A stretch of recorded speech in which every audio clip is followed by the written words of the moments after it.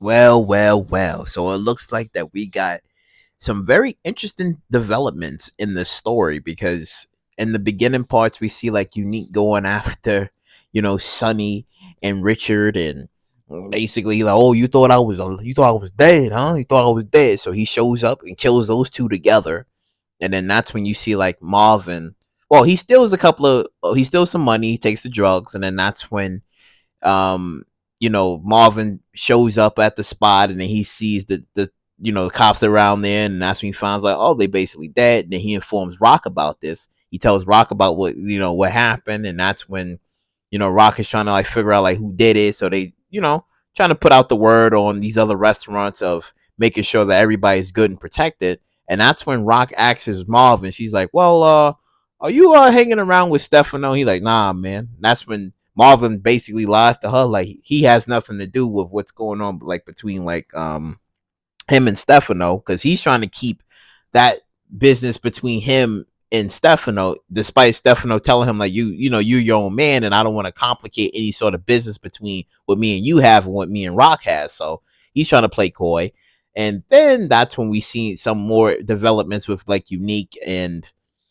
Early, because we found out later on that Early is a guy that everybody knows in the neighborhood who needs help with their vehicles and who needs help with like their cars and vehicles. So it only makes sense as to why Unique would have called Early, because everybody, I guess, essentially knows Early. So that's when Marvin pulls up on Early and he asks him, he's just like, oh, did you hear anything, did you let me know, whatever. And that's when Early's like, well, I know nothing about like what happened. But it's interesting because Early has a connection to the Thomas family, because, well, I won't say a connection, but it's just like he's a well-known guy in the neighborhood. But if word gets out that Early knew that Unique was alive, then I could probably see Early getting popped before Unique comes to his senses and actually kills Early.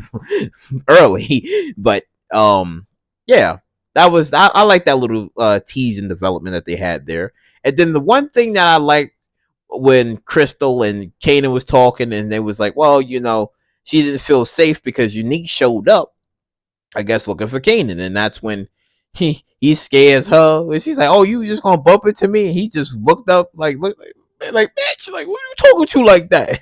And then that's when she just kind of got scared and go back into the apartment, and that's when she tells Kanan, she like, "No, you gotta find a new spot because this shit feels uncomfortable because everybody's coming in and out." So that's when they go find it. They try to find an apartment, and then they have some duds here and there, and then they show up at the one apartment that looks very interesting. I wouldn't say it is the same apartment that Kanan killed that grandmother in, but I'm like, uh, I don't know. Like, I'm just seeing it as just like a regular apartment, because I'm like, there's no way that they're gonna tease this shit.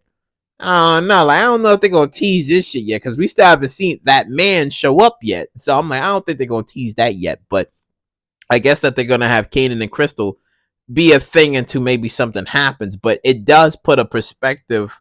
It does put a very interesting take on it, where it's like Kanan can't really do business where he sleeps, and again, he's still learning. There's still like the beginning parts of it all. And then we got to see like Marvin talked to Amber, which was Gerald's daughter, because he felt bad about like what happened with Richard and Sonny, because they had a daughter. And when she came to find out about it, like, yeah, they had a daughter and now she's an orphan, it made him think about Gerald and the daughter that he left behind. So he goes back and sees her, and that's when he dips off for a little bit, and then that's when we see also later on when Rock and Marvin was speaking with Joaquin. They were speaking with like Joaquin, and that's when she was asking him like, "Oh, did you know anything about about what happened?" And that's when he tells, I don't know anything," and he says, "I don't really do business in Queens like that." But he did say that Tremont is also around, and he said he loved the city and he's coming for a re-up soon. So it seems like they're gonna come after Tremont after what he did in season 2. So I'm like, all right. I'm like, all right. I could see something with that story, what they're gonna probably do with Tremont. Because I think in the trailer, I think Marvin pops Tremont upside the head. I think he pops him upside the head or something. So I'm like, all right. So we know that's most likely gonna be coming soon. So, and then we got to see more of the development with Lulu and B Rilla. See, I like the story that they was telling where B Rilla and about the whole Jew situation, about how Jews and black artists has been using no Jewish people been using black artists, and black artists has been held down by them. It was like a dog eat dog world, and I like that little explanation that they had. Even though B really seems like a fuck up to me, because like the way he carried himself, he's like the type of person that wants more but gives less, working and gives off that less energy type shit, but just expecting and demanding and wanting more. So I'm like, I don't really like that.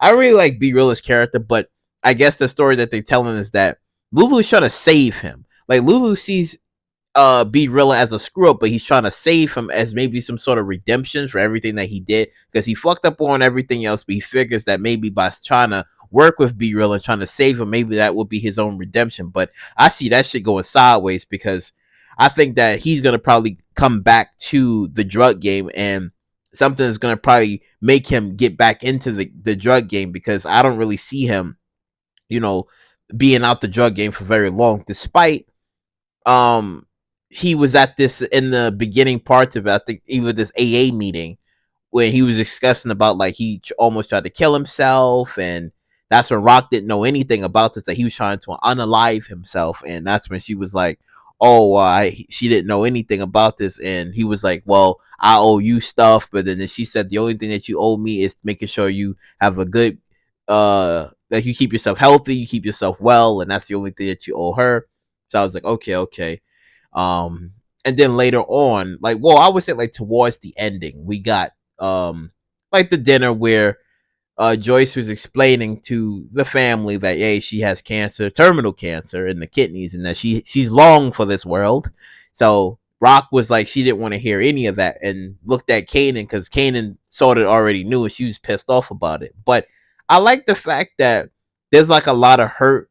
There's like a lot of hurt between, what Joyce did to everybody, and the same pain and the same trauma that Joyce did to Rock is the same pain and trauma that she's inflicting onto Kanan. And I think Kanan realized that when he was sitting at the table, like the shit that she did to Rock is the same shit that she's doing to Kanan, and he's probably like, it's a cycle of abuse, and I think he's gonna probably like realize like what actually happened, because I get it, like she was trying to set the record straight and trying to get everybody together. Like, listen, I ain't gonna have that much time, so let's try to, work some shit out and try to like, sit together. And that's when Rock was like, nah, man, I want to sit here and have a pot roast over your death. Like, you bugging, I'm out of here. But the one thing that had me dying was when Kanan showed up, and that's when Rock was like, well, I saw your little girlfriend today, and by the way, you failing in school. She said you haven't showed up since the new year, and he was just like, yeah, I'm done with school. And she like, Kanan, I thought we talked about you going to college and having like some sort of career. He said, after the shit that you made me do and the shit I had to do, he walked away, and it had me dying, because he said, sometimes I must think that you are crazy. And then she's like, well, sometimes I probably am a little crazy. I was like, yo, that I was crackling a little bit off that, because it's kind of funny. You made him shoot his own father. You killed his father right in front of him. You made him do a bunch of other fuck shit. So it's just like, Kane is like, there's no way a normal person like him is going to school. There's no way. You know what? You know what? It had me thinking. It had me thinking.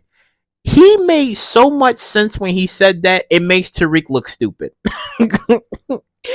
I want everybody in the comment, somebody in the comment section, tell me that I'm wrong. What he said and what he basically did made so much sense than what Tariq did. Now, granted, it was different because Ghost had his shit in the trust fund, but the fucker fucked it up anyway. But it just made so much sense to me, because I was like, why are you doing that when you could do this? But even though it was different and things worked out for the best, but I digress. But that shit was just funny to me when he said that. But also too, Quan pulling up in the beginning, sort of slightly the beginning, where he was like, all right, what's going on? Like, people's end up dead and I need answers. And that's when Rock was like, I don't know what's going on. We trying to figure it out. And they don't want to kill the wrong peoples again. Because also Rock is reeling. I would say reeling, but she's trying to be much more smarter about like picking the wrong people and thinking that they was the ones who performed the hit when they wasn't. Because again, that's the same shit that happened with Scrap. And she's trying to not do that again, and she wants the right information so that way she can go after the right people. But nobody knows who it really is until they figure it out that it's Unique, and Unique is alive, and he's the one that's stirring up all this chaos. But we did get to see that Unique show back up, I guess, at like Panessa's place, and he dropped off some money because he's not showing his face at the moment. So he's still acting like a ghost right now, and nobody knows it's really him that's performing all these hits on people. So he's still doing that. And then he showed up at Kanan's place again, but he finds like Kanan's friend. He puts a gun on to him, so I'm like, oh, so most likely he gonna probably kill him. So if Kanan ever shows back at his old place and find that his friend got a bullet in his stomach, or if he does miraculously survive and he tells Kanan, he's like, oh well, some guy showed up, his face was fucked up or whatever. And then you're like, wait a minute, that's the same guy that Crystal told me about. Who is this guy?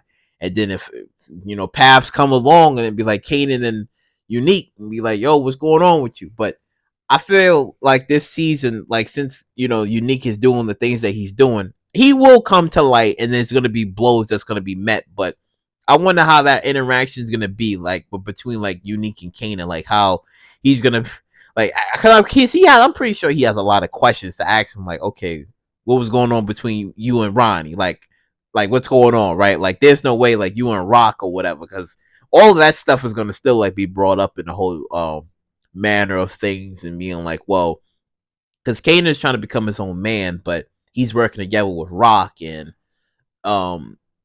as we all know that Kanan wants to be his own man, and he's still working with like Rock of the matter of it all. But we know that some shit is gonna probably happen where they're gonna be like, nah, fuck all this. But overall, let me know what you guys think in the comment section down below. What you think of this episode? Because so far, I thought the episode was pretty chill.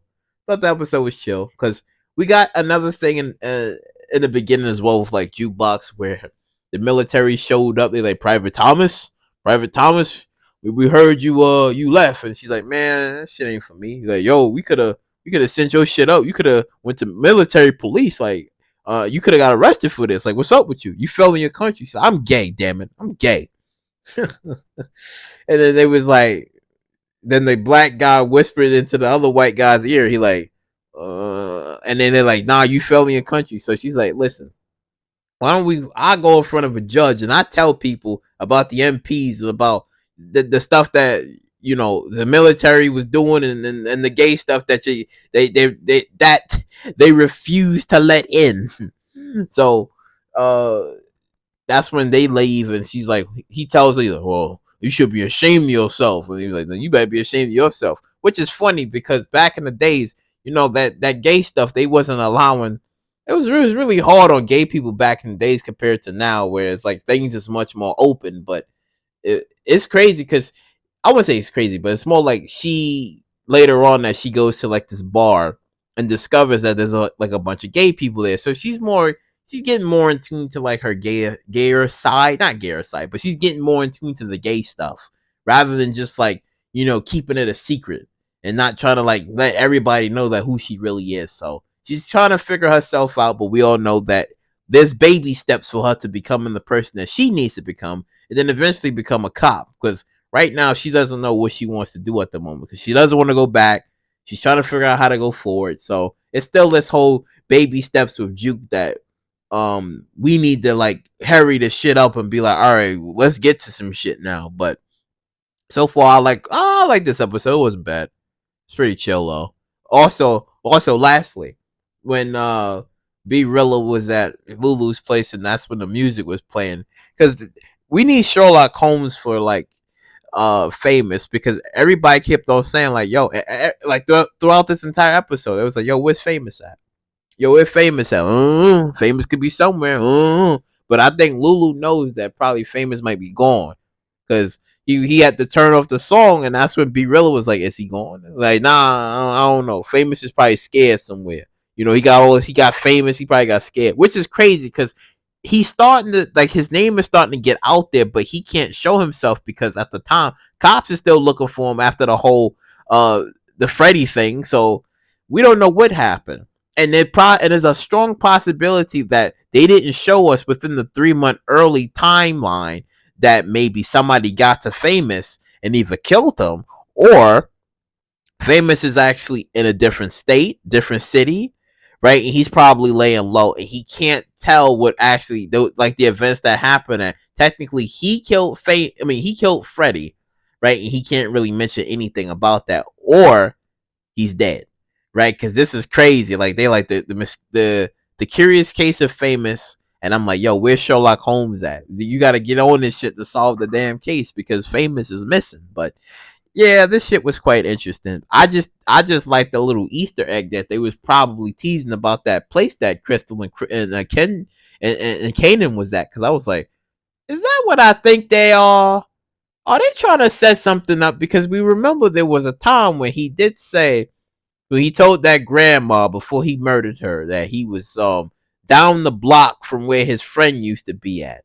Or was it that he said, no, I think he did say some shit like that. Like he was down the block from where his friend used to be at. So I'm like, is this what I think they're trying to set up? Is this Kanan's place before that bad incident happened with Ghost? I'm like, what y'all telling me? But it could be a whole misunderstanding that we probably might not get into maybe later on this season or maybe in next season. But overall, like, comment, subscribe, and share. And I catch you all in the next one.